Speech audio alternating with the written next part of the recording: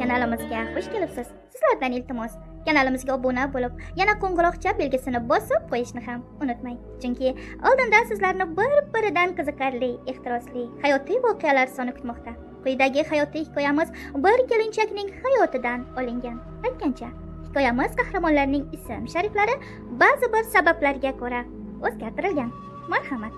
Maktabni bitirish arafasida bo'yim yetib qolgach, hamma qizlar qatori oppoq kelin ko'ylak kiyishni juda ham orzu qilardim. Dugonalarim bilan mahallamizdagi kelin to'ylarga qoldirmay borib, kelinning zarbolari-yu, kiygan kelin ko'ylagidan tortib soch turmagi, makiyajgacha muhokama qilardik. Menda ham shunaqasi bo'ladi yoki bunaqasini men oldirmayman deya o'zimizga xulosa chiqarardik.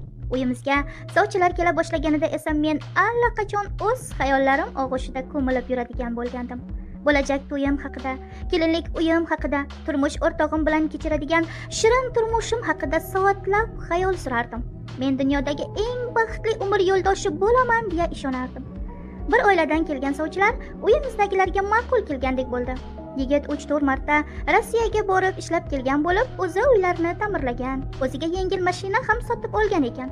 Hozirda o'zini to'yiga pul yig'ib, o'zi uylanayotgan ekan. Yigitning hayotni ko'rganligi, mustaqilligi, toparmon-tutarmonligi ota-onamga ma'qul kelgandi. Bunday yigitga meni uzatishsa, meni qiynalmaydi deya qaror chiqarishgandi. Yigitni rasmini ko'rsatishdi. Yigit o'sha Rossiyada suratga tushgan bo'lib, juda ham po'rim kiyinib olgandi. O'zi bo'lsa kelishgan yigit ekan.